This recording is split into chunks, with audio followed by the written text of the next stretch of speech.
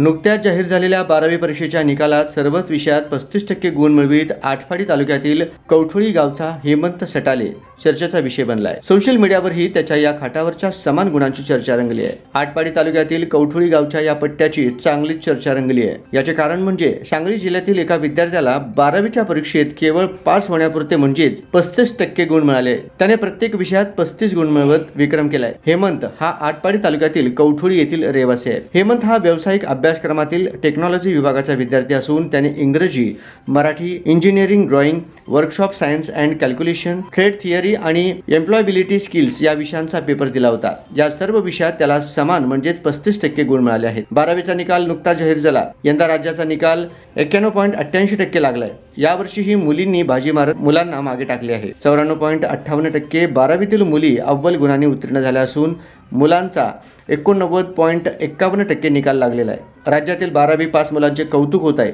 यात हेमंतची चर्चाही सर्वाधिक झाली। सर्व विषयातील 35% गुण कौतुकांचा विषय ठरलाय।